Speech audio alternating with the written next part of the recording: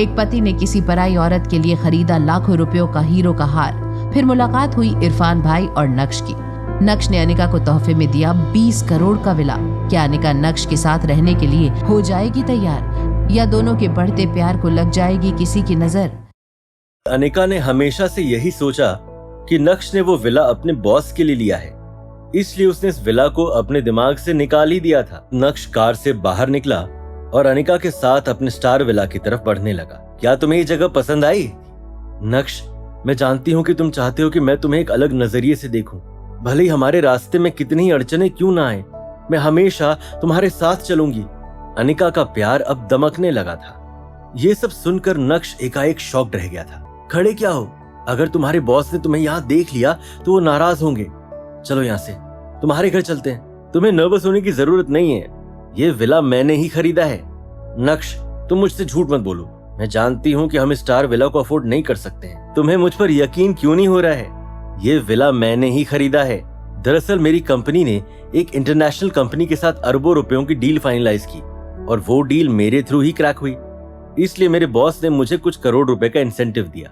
उन्हीं पैसों से मैंने ये विला तुम्हारे लिए लिया है। Are you serious? तुम मुझसे झूठ तो नहीं बोल रहे हो ना? ऑफ कोर्स अनिका, हमारी शादी को लगभग 3 साल हो गए हैं। मैं तुमसे झूठ क्यों बोलूंगा? क्या ये विला सच में तुमने ही खरीदा है?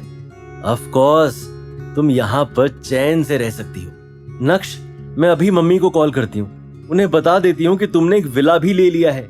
जब उन्हें इस विला के बारे में पता चलेगा तो मम्मी और मामा जी दोनों तुम्हें एक अलग नजर से देखेंगे और उनके दिमाग से वो फालतू का भूत ही निकल जाएगा।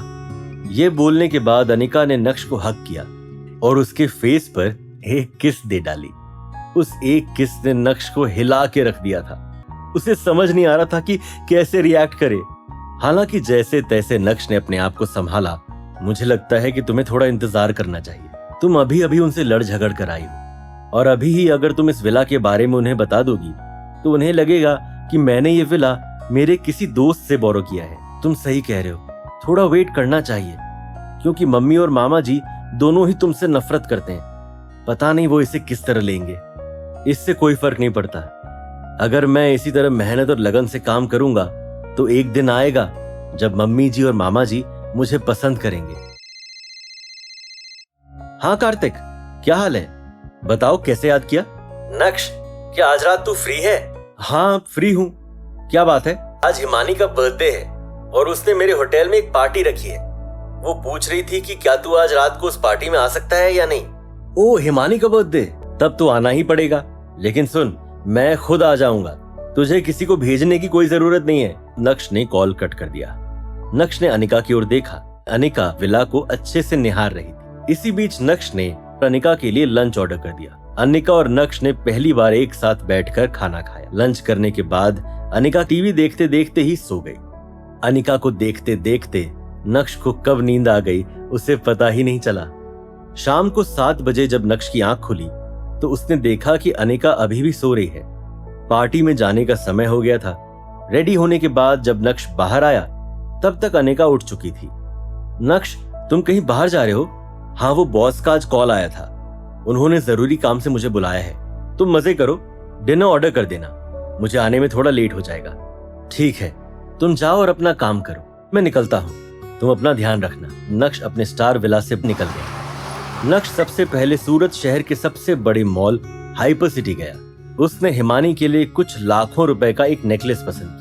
नेकलेस खरीदने के बाद नक्श सीधा होटल प्राइम स्टार की तरफ बढ़ा। उसे रिसीव करने के लिए इरफान भाई पहले से ही वहां मौजूद थे। अरे गॉड फादर आ गए, मैं आपका ही इंतजार कर रहा था। कार्तिक सर ने आपके इंतजार की ड्यूटी लगा दी आज मेरी। अभी आपने मुझे क्या कहा? गॉड फादर, आपका दिल बहुत बड़ा है नक्श साहब। और मेरे गुरुजी, भले ही वो बहुत बड़े गुंडे थे लेकिन उनका दिल भी आपके जैसा ही था, इसलिए हुए ना आप मेरे गॉड फादर। हिमानी कहाँ पर है? हिमानी मैडम ऊपर तैयार हो रही हैं, आज उनका जन्मदिन है ना। सूरत शहर से बड़े बड़े लोग आज उनसे मिलने आने वाले हैं, प्रेपरेशंस तो बनती है। जब नक्श ने बैंक्वेट हॉल में कदम रखा तो अभी पार्टी शुरू नहीं हुई थी। बैंक्वेट हॉल के एक तरफ सारे एक्सपेंसिव गिफ्ट्स रखे थे जो गेस्ट हिमानी के लिए लेकर आए थे।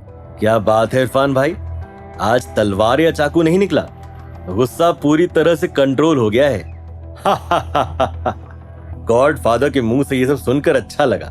नक्श साहब, मैंने वो सब काम अब छोड़ दिया है। कार्तिक साहब ने होटल संभालने की जिम्मेदारी दे दी है। क्या इरफान सच में बदल गया था या फिर कर रहा था सही मौके का इंतजार? क्या इस पार्टी में होने वाली थी कोई बड़ी अनहोनी? क्या नक्श और अनिका अब हमेशा के लिए एक साथ रहने वाले थे? और चित्रा और प्रफुल्ल अनिका को घर लाने के लिए क्या करेंगे? ये जानने के लिए देखिए अगला एपिसोड सिर्फ पॉकेट FM के YouTube चैनल पर, और इंस्टा एम्पायर के सारे एपिसोड सुनने के लिए डिस्क्रिप्शन में दी गई लिंक से डाउनलोड कीजिए पॉकेट FM।